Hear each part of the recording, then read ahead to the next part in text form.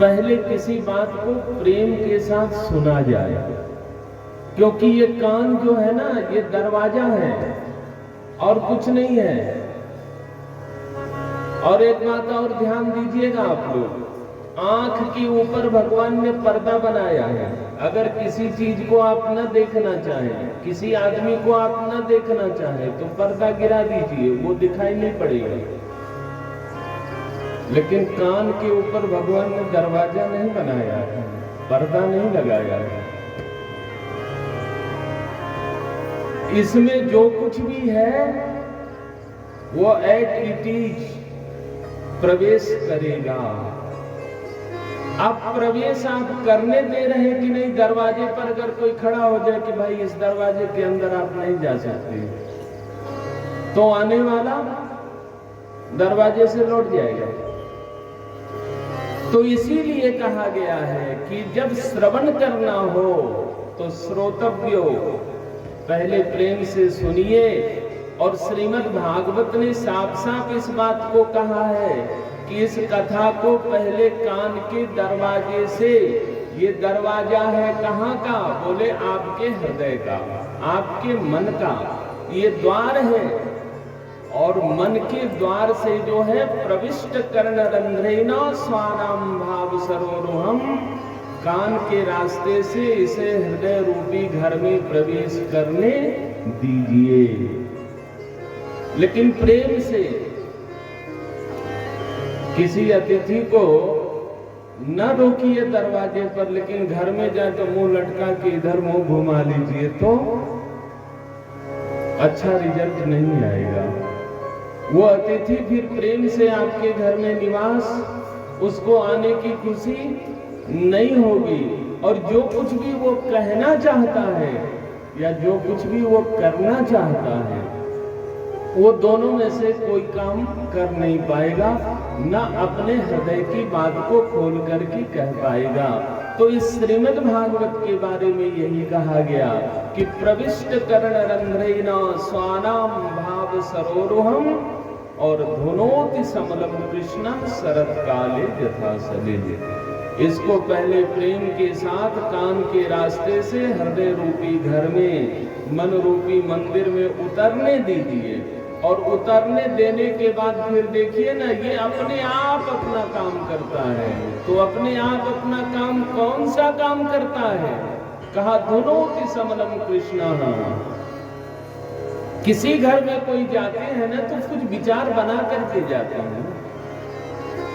और ये भगवान की कथा जो है ना, वो भगवान का चलता फिरता हुआ रूप है। साक्षात जो है भगवान की कथा भगवान ही है और कुछ नहीं है। तो इंसान बिना सोचे समझे तो कहीं जाता नहीं है। इंसान की बात कौन करे? पशु भी कहा गया है, उद्देश्यम अनुद्देश्य पशु गिरना प्रवर्तते। पशु को भी पानी पीने की इच्छा ना होना तो भले खोल दीजिए, वो अपने ही जगह पे रहे। अगर कुछ खाने की इच्छा ना हो तो खोल दीजिए रस्सी से, तब भी वो कहीं जाएगा।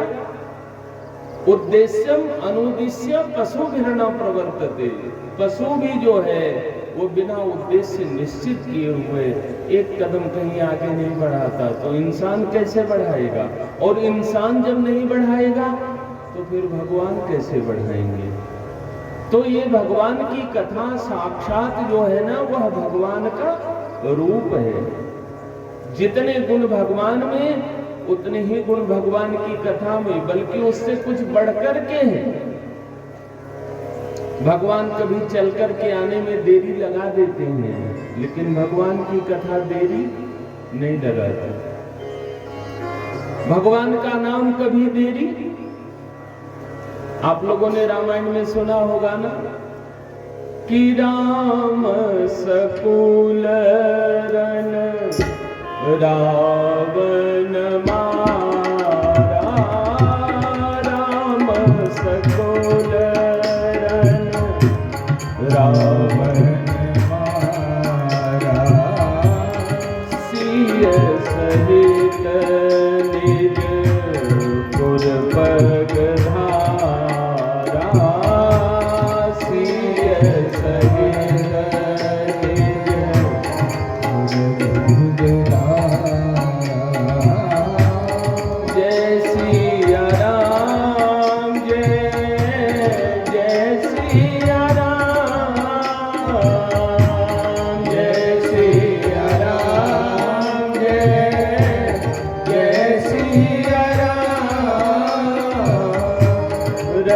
रघुपति राघव राजा राम,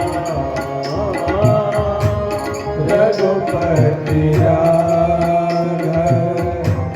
राजा राम जी ने केवल एक रावण को मारा ना। राम सकुल रन रावण मारा, सीय सहित निज पुरपग धारा। राजा राम अवध राजधानी, गावत गुण सुर नर मुनि बानी। लेकिन नाम कोटि खल अमित सुधा, भगवान के नाम ने करोड़ों करोड़ों रावण को, और बैठे बैठे ही जय सिया राम। रावण को मारने के लिए राम जी को कितना परिश्रम करना पड़ा, सब लोगों को पता है। समुद्र में पुल बांधना पड़ा, जानकी मैया जी को पहले भेजना पड़ा, क्रोध करना पड़ा, मनुष्य नहीं मिले तो बंदर भालुओं को साथ में लेना पड़ा, लक्ष्मण जी को मूर्छित होना पड़ा। एक रावण को मारने के लिए राम जी को इतना परिश्रम करना पड़ा। लेकिन भगवान का नाम जो है ना, करोड़ों करोड़ों रावण को बैठे बैठे ही समाप्त। तो ये भगवान की कथा की विशेषता है कि जो काम प्रभु बहुत परिश्रम से कर पाते हैं, भगवान का नाम, भगवान की कथा बहुत आसानी के साथ वह काम लोगों के हित में कर दिया करती है। तो इसलिए इस श्रीमद् भागवत की जो विशेषता है वो ये है कि प्रविष्ट कर्ण रंध्रेण स्वानाम भाव सरोरुहम, और धुनोति समलम कृष्णः शरद काले यथा सरे।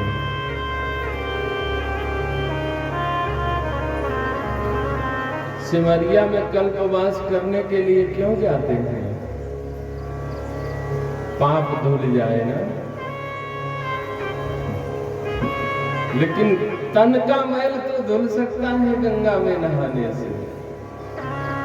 लेकिन एक कवि ने बड़ी अच्छी बात कही कि नाम दिल से हरि का लिया जो नहीं, तो खाक चंदन लगाने से क्या फायदा। नाम दिल से हरि को ले आए,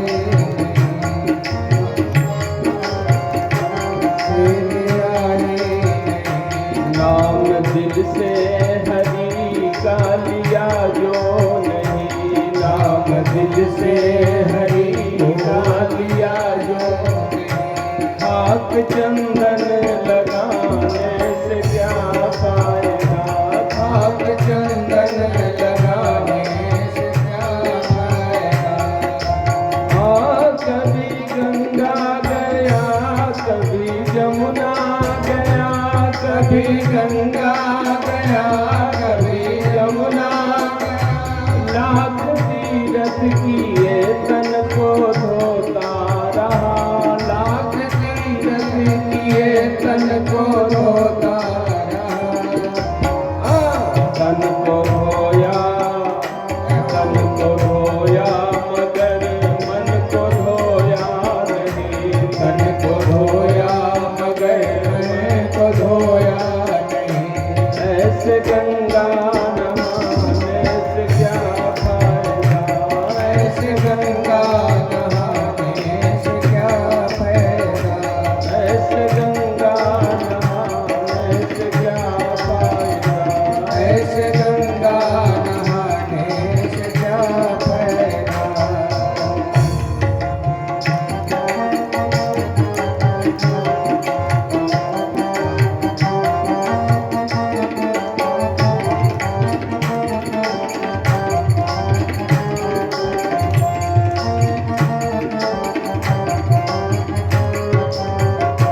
कभी सत्संग किया, कभी भजन किया, कभी सत्संग किया, कभी भजन किया।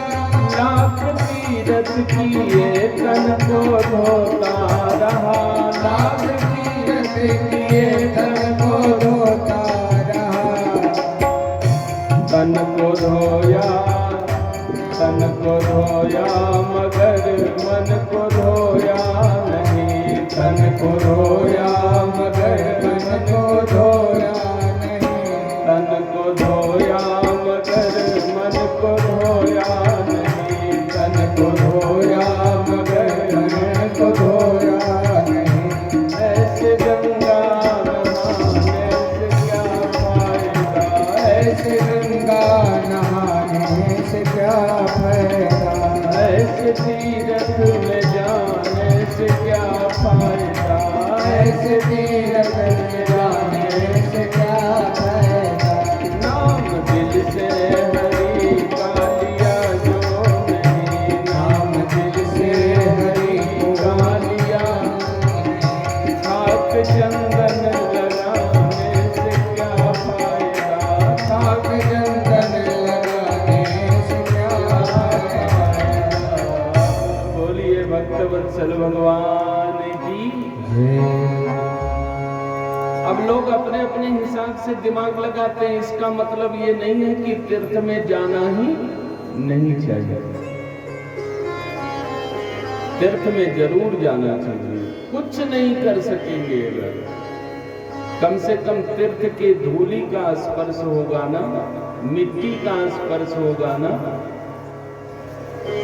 आज भी तीर्थों में बहुत से भजन करने वाले, साधना करने वाले संत महात्मा है ना, उनके शरीर की केवल हवा लग जाएगी ना। बड़े सुंदर सुंदर भगवान के मंदिर है ना, कहीं ध्यान लग गया ना, एक क्षण के लिए भी, क्षणार्धम अपि तु जच्चित्ते त्वयि तिष्ठत् अचंचलः अज्ञान मूल अनर्थानां तेषां नश्यति तत्क्षणात्। एक क्षण के लिए भी कम से कम संसार से हमारा चित्त अलग हो जाएगा ना। ये मत समझिएगा कि तीर्थ में जाने का विरोध ही हो रहा और इसी को गांठ बांधे। 2013 में मैं एक बात कहा था कि लोगों को जो है ना वो वैष्णव जरूर बन जाना चाहिए, कंठी जरूर पहन लेना चाहिए, क्योंकि कंठी जब कंठ में रहता है तो जो भीतर जाता है वो भी भोग लगा हुआ। तुलसी के स्पर्श से ही ना भोग लगता है।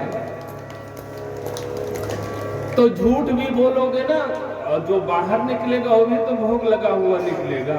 तो झूठ भी जब भगवान का भोग लगा हुआ निकलेगा तो कल्याणकारी हो जाएगा। और लोगों ने बाद में कहा कि शास्त्री जी ने बढ़िया उपाय बता दिया, कंठी पहनो और झूठ बोलो। इसका मतलब ये नहीं है, सही अर्थ को समझना चाहिए। तो ये नहीं है,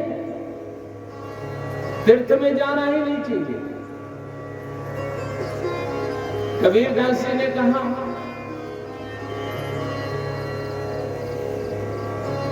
कि माला जपने से कोई फायदा नहीं। कबीरदास जी ने कहा माला जपने से कोई फायदा क्यों? बहुत लोग तो देखते होंगे माला जपते हुए, मैं उनकी बुराई नहीं करता, धन्यवाद देता हूं, कम से कम उनके हाथ में माला है तो। लेकिन कबीरदास जी ने अपने मन की बात कही, ज्ञान की बात कही, संत को जो कहना चाहिए समाज को वो बात उन्होंने कही। और कही तो क्या कही कि माला मन से लड़ पड़ी तू क्यों फेरे मोह। माला एक दिन मन से लड़ पड़ी, अरे तू बार बार दिन भर मुझे क्यों फेरते रहता है। माला मन से लड़ पड़ी, तू क्यों फेरे मोह। तो माला ने कहा कि तुमको मुझको क्यों फेर रहे हो। मन ने कहा कि फेर रहा हूं तो कुछ तो हो रहा है, हेर फेर हो तो रहा है। कहा नहीं, तू बार बार जो मुझे फेर रहा है ना, माला को फेर रहा है ना। मैं एक बात बताऊं तुझे ज्ञान की, माला मन से लड़ पड़ी तू क्यों फेरे मोह। कहा अपने को फेरे नहीं मैं ज्ञान सिखाऊं तो। माला ने मन से कहा कि एक बार तू अगर बुराइयों की तरफ से अपने आप को अच्छाई की तरफ फेर ले तो जीवन में माला फिराने की आवश्यकता पूरी हो जाए, खत्म नहीं होने वाली, पूरी हो जाए। और इसीलिए कबीरदास जी ने एक समय आया जब माला फेरना छोड़ दिया। पहले माला फेरते थे, माला फेरने के बाद तो कर माला, जब समय कम मिले ना तो कर माला हाथ में यहां से यहां गिनिए 11 बार हो जाता है, तो कर माला से जपते थे। फिर उसके बाद वो भी छोड़ दिया, तो जिह्वा से जपते रहते थे, फिर वो भी छोड़ दिया, मौन हो गए।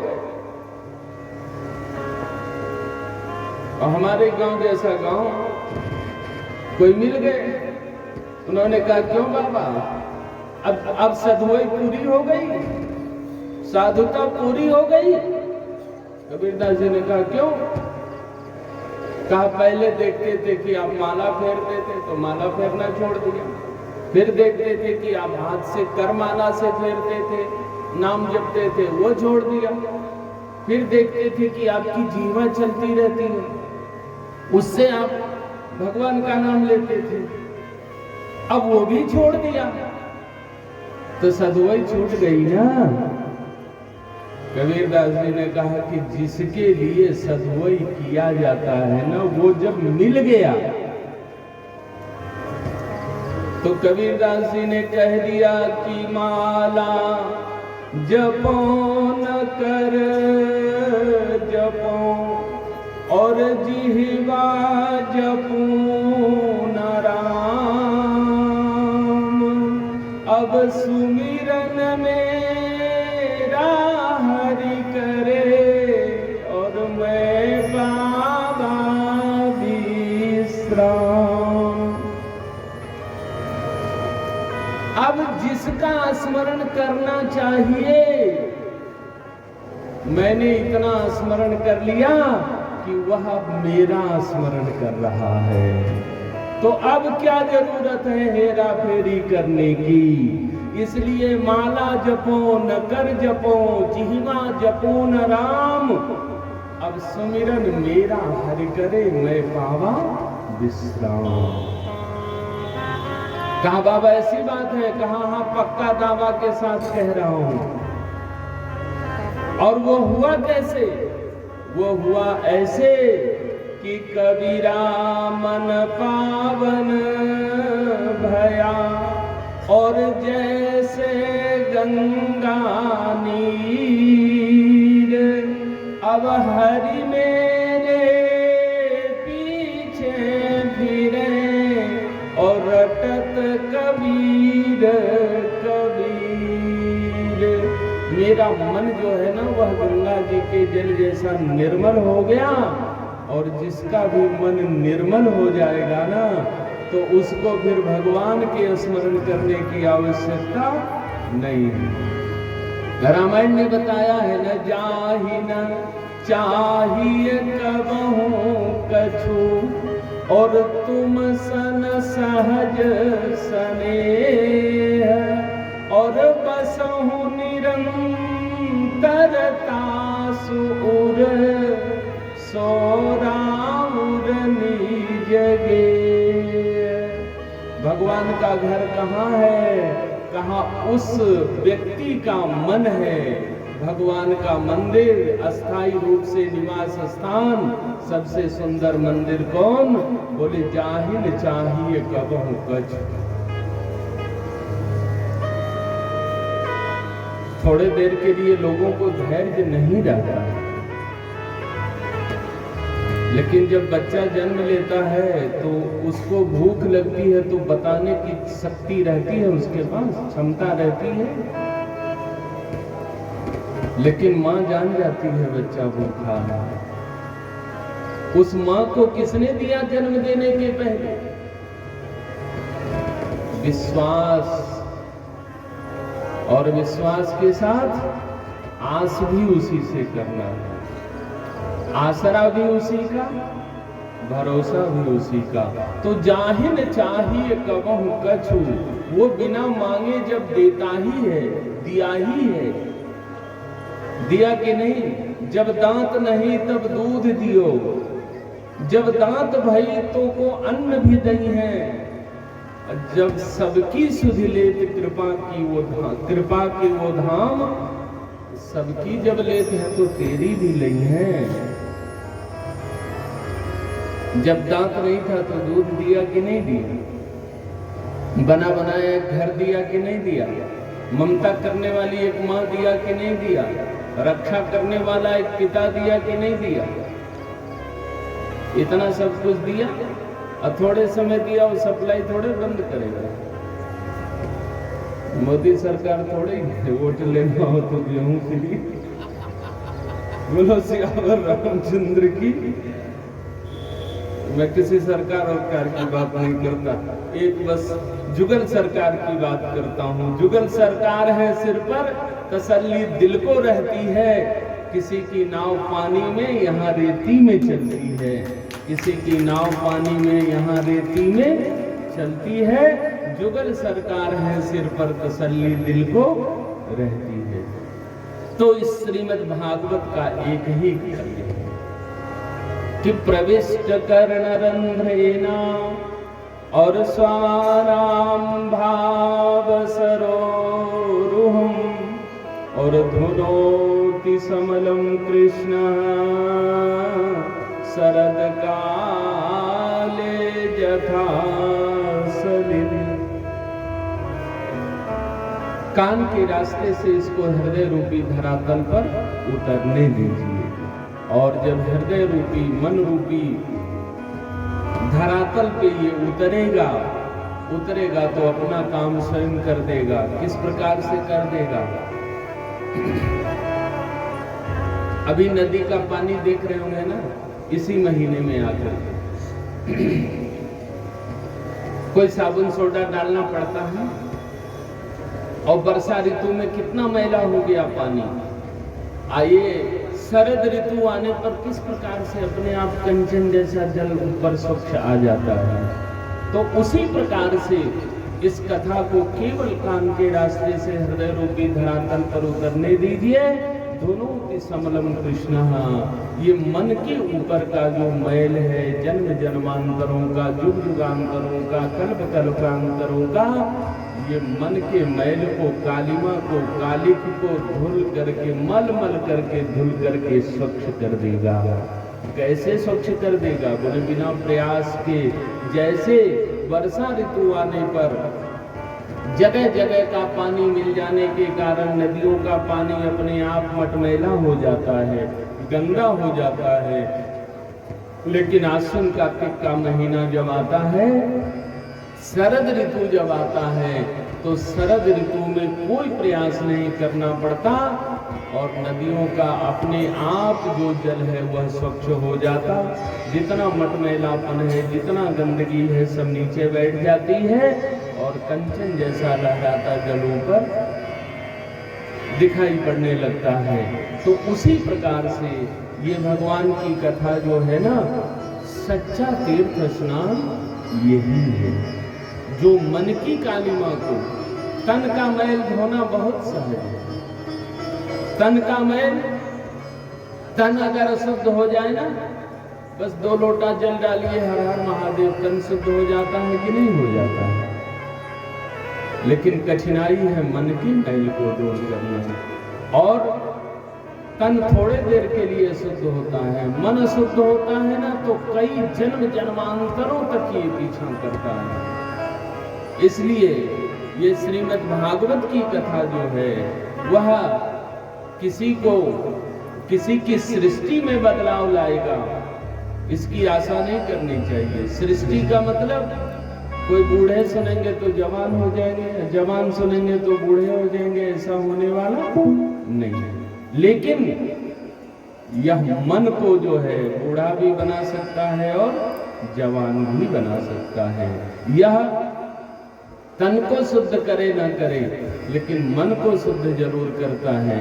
और जैसा हमारा मन और जैसा मन का संकल्प, उसी प्रकार से हमारी सारी सृष्टि, सारी सोच, सारा कार्य, जैसी दृष्टि उसी प्रकार की सृष्टि। क्योंकि मन में ही पहले सभी संकल्प जगते हैं। भोजन परोस करके रखा हुआ हो, मन अगर खाने का ना हो तो 56 भोग 3600 व्यंजन जानते सब हैं लेकिन मानते कोई नहीं। तो इस प्रकार से हम सब लोग ये देखते हैं कि यह श्रीमद् भागवत जो है इसका सेवन किस प्रकार से करना चाहिए, इसको श्रवण किस प्रकार से करना चाहिए, यह बिना प्रयत्न के किस प्रकार के लाभ पहुंचाती है, उस प्रयत्न को इस श्रीमद् भागवत ने बता दिया, उसका निष्कर्ष बता दिया। और ये श्रीमद् भागवत की कथा इस धराधाम पर, इस धरती पर कब आई, कैसे आई और यह लोक में रहने वाले को यह किस प्रकार से फायदा पहुंचाती है, अब परलोक में रहने वाले को किस प्रकार से फायदा पहुंचाती है, दोनों लोकों में रहने वाले को यह श्रीमद् भागवत लाभ पहुंचाती है। इसके लिए 6 अध्याय में श्रीमद् भागवत के पहले दिन की कथा का यही नियम है कि इसके महात्म का श्रवण करना चाहिए, महात्म को सुनना चाहिए। तो सबसे पहले इस कथा के जो निर्माण करने वाले हैं, वो निर्माण करने वाले तो स्वयं भगवान हैं, इसीलिए इसका नाम भागवत है, क्योंकि भगवता स्वमुखेन प्रोक्तम जेन कथायाम स एव भागवतः।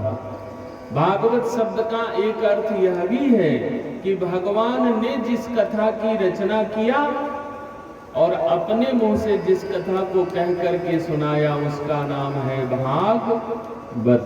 भागवतः प्रोक्तम, अपने मुख से भगवान ने ब्रह्मा जी को सुनाई, ब्रह्मा जी ने नारद जी को सुनाई और नारद जी महाराज जो है उन्होंने फिर सनकादिक महात्माओं को सुनाई और फिर सनकादिक महात्माओं से स्वयं सुना भी, लेकिन अपने लिए नहीं, दूसरे के लाभ के लिए।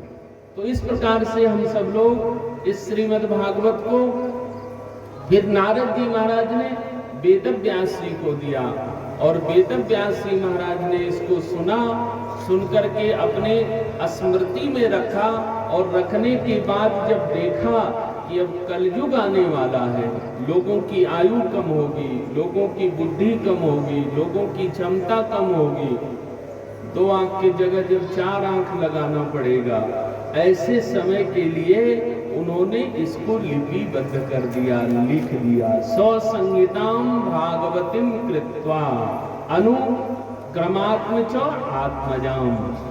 और इसको लिखने के बाद फिर सुखदेव जी महाराज को एक अक्षर पढ़ाया और पढ़ाने के बाद फिर उनके मुख से सुना भी कि सही सही पढ़े कि नहीं पढ़े। संहिताम भागवतीम कृत्वा। तो इस प्रकार से यह श्रीमद् भागवत धराधाम पर आई और आई तो जब बड़े बड़े अमलात्मा विमलात्मा मुनि महात्माओं ने ये देखा कि अब घोर कलिकाल आने वाला है और कलयुग जब आएगा तो अब कहने की जरूरत थोड़ी है, तो सब लोग महसूस कर रहे हैं। 12 आना नौजवान से लेकर बूढ़े लोगों तक को घुटने में दर्द की बीमारी काहे होने लगी? क्योंकि खेत में डाई और यूरिया, और वही डाई यूरिया तो शरीर में भी जा रहा है, तो कार्टिलेज को डैमेज कर रहा है, कोई दवा इलाज इसका निकल नहीं रहा। बोलो सियावर रामचंद्र की। तो ऐसे जब कलयुग आएगा तो उस कलयुग का फल क्या होगा? बोले कि यह घोरे कलौ प्रायो जीवश्च असुरताम गता। इस कलयुग के आने पर सब लोगों के मन में, जितने मनुष्य ही नहीं प्राणी मात्र हैं, जीवश्च असुरताम गता, पशु भी अपना स्वभाव छोड़ देंगे, उल्टा आचरण करें, पशु को भी जैसा करना चाहिए। और बहुत उल्टा पुल्टा देख रहे होंगे आप लोग। तो जितने जीव हैं उन सभी जीवों में असुरता आ जाएगी।